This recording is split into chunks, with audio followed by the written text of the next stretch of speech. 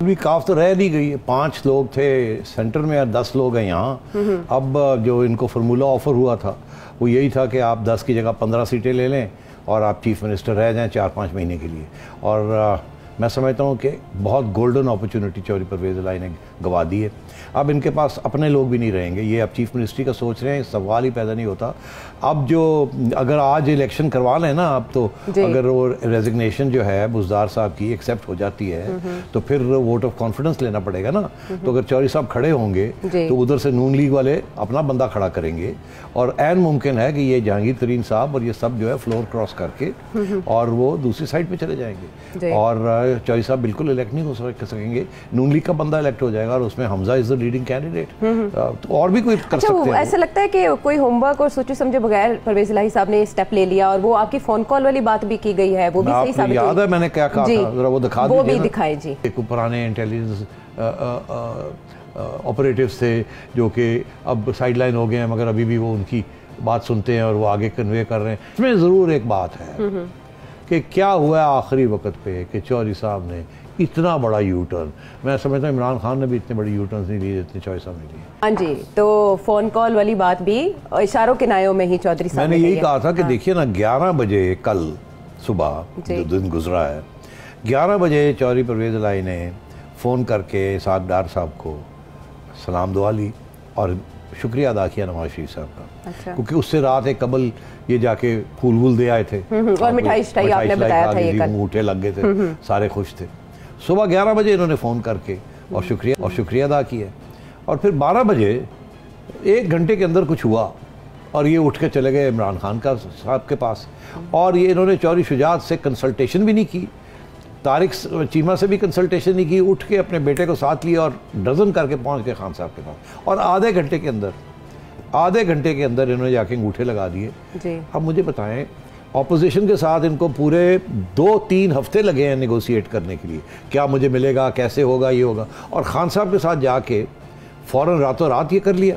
और मैं ये भी बताऊं, इनको पता था कि पीटीआई के बहुत से लोग जो हैं वो क्रॉस ओवर कर गए हैं और अगर इत्तेहादी साथ रह भी जाते हैं एमक्यूएम और चौधरी साहब तो फिर भी ये वोट डिफीट होने वाला था। इसके बावजूद उनको पता था कि इमरान खान अब बचता नहीं है, जो कि नंबर्स गेम चल रही थी। उसके बावजूद 1 घंटे के अंदर इनको कुछ ऐसी ख्वाब आई या फ़ोन आया और उसके ऊपर इन्होंने एक्ट यकीन कर लिया। और मैंने कल ये भी कहा था कि ऐन मुमकिन है कि इनको कोई तजवीज़ आई या कुछ हुआ। अब जाके आज पता चला है, जो कि इन्होंने तस्लीम खुद किया है हामिद मीर साहब के सामने या कामरान खान के साहब के सामने, कि जी हाँ वो फ़ोन कॉन तो आते रहते थे। अब ये पता लग गया हमें कि इनको किसी ने फ़ोन किया है जिनको ये जानते थे, जिनका नंबर इनके पास था, जिनके साथ पहले ही एक फ़ोन कॉल्स और उनके हुक्म के ऊपर काम करते रहे, किसी इसी किस्म के शख्स के इन्होंने फ़ोन किया और इनको कहा कि जाओ, और वो इंतज़ार कर रहे हैं। अच्छा। और उधर कह दिया कि आप ये आ रहे हैं और आप ये काम कर दें। दरअसल बहुत सी सिचुएशन चेंज हो गई है। जो लोग पहले इस किस्म के पैगाम दे रहे थे वो अब उनको हटा दिया गया सीन में से। अब एस्टैब्लिशमेंट न्यूट्रल हो गई है और उन्होंने सख्ती के साथ न्यूट्रलिटी जो है उसको इम्प्लीमेंट किया है। और वो लोग जो कि पहले इस्टेब्लिशमेंट के बिहाव के ऊपर या किसी एक शख्स जनरल के बिहाव के ऊपर ये हरकतें कर रहे थे, फ़ोन कॉल्स ये वो सारा पार्लियामेंट को चला रहे थे, वो सारे फारग हो गए, उनको ओहदों से हटा दिया गया है। अब मगर वो उनके पास अभी भी तो नंबर्स हैं इनको नहीं पता किसको हटाया किसको नहीं हटाया। ये तो अभी भी ये समझ रहे हैं कि वो शायद गर्दिश में है, ऑपरेशनल है। मगर तो उनमें से किसी ने किसी के कहने के ऊपर या खुद अपनी सोच के, क्योंकि वो भी तो एक इन्वॉल्व रहे हैं, उन्होंने इनको फ़ोन कर दिया। उनका शायद ये होगा कि अगर ये चले जाते हैं तो फिर एमक्यूएम भी नहीं जाएगी, वो भी आ जाएगी, समझेंगे कि एस्टैब्लिशमेंट जो है चौधरी साहब के साथ है और इमरान खान के साथ है। तो इसलिए इन्होंने ये कदम उठाया। अब जाके इनको पता चला कि एस्टैब्लिशमेंट तो न्यूट्रल है, इनके साथ तो हाथ हो गया है। अब जो है अब जाएं कहाँ, जाएं तो जाएं कहाँ। अब उनके अपने जो लोग हैं, चौधरी शुजात नाराज़ हैं, उनका साहिबजादे नाराज़ हैं, और चौधरी वजात के साहिबजादे नाराज़ हैं, तारिक चीमा साहब ने तो खुल के आ गए। और मैं ये आपको बता दूं, ये तीनों ने नून लीग के लोगों को बता दिया है कि जी हम आपके साथ हैं, हम आ जाएंगे। अभी हम चौधरी साहब के साथ खड़े हैं, मगर आप फिक्र ना करें, जब वक्त आएगा तो आप देखिएगा हम आपके साथ ही खड़े होंगे। हाँ। तो मतलब ये है कि इसीलिए मैं कह रहा हूँ 200 से ऊपर चली गई है जी। और चौधरी साहब के अब कोई चांसेस नहीं है देखिए चीफ मिनिस्टर बनने के।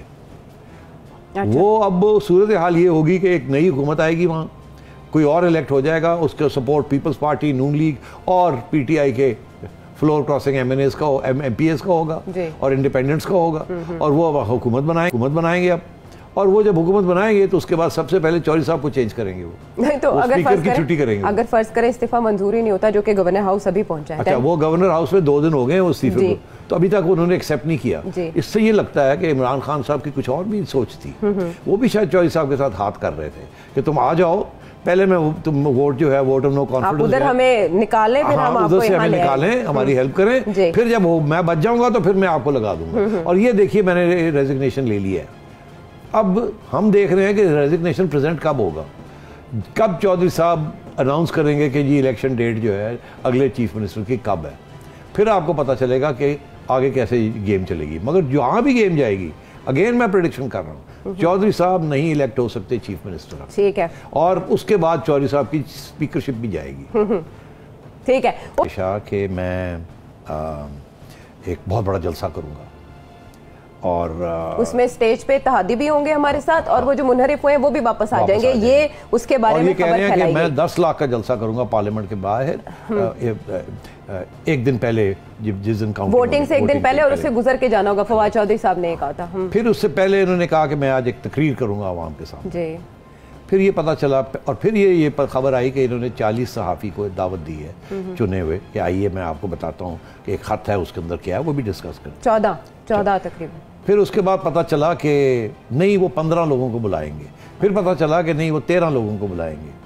तो तब्दील होती गई सिचुएशन। फिर शेख साहब ने अनाउंस किया, शेख रशीद ने, कि स्पीच आ रही है नेशन के लिए। फिर पता चला कि आर्मी चीफ और डीजी ISI चले गए वहाँ मुलाकात के लिए, वज़ीर आज़म हाउस बुलाया गया है और याद किया, और वहाँ एक मीटिंग होने जा रही है नेशनल सिक्योरिटी काउंसिल की। फिर पता चला कि वो स्पीच जो देनी थी वो भी कैंसिल हो गई।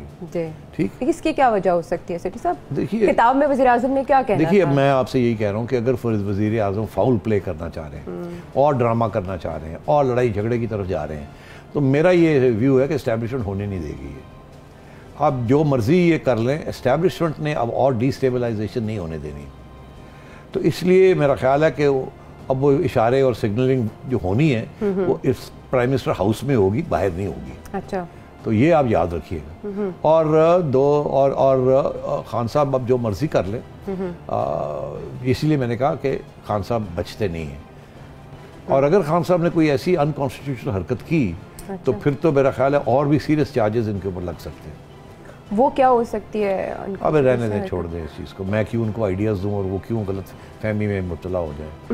अभी वो लोग कह रहे हैं ना जी कि वो ये भी कर सकते हैं, वो भी कर सकते हैं। ये इनके लोग ही धमकियां दे रहे हैं, इमरजेंसी लगा सकते हैं, फलानी चीज़ कर सकते हैं, फलानी चीज़ कर, ये कुछ भी नहीं कर सकते। YouTube पर गूगली न्यूज देखने के लिए youtube.com की सर्च बार में गूगली न्यूज TV टाइप करें। गूगली न्यूज के पेज पर सुर्ख रंग के सब्सक्रिप्शन वाले बटन पर क्लिक करना ना भूलिए। YouTube पेज पर अपलोड होने वाली वीडियोस से बाखबर रहने के लिए बेल आइकन पर क्लिक कीजिए। आपको हर नई वीडियो के बारे में नोटिफिकेशन मौसूल हो जाएगा।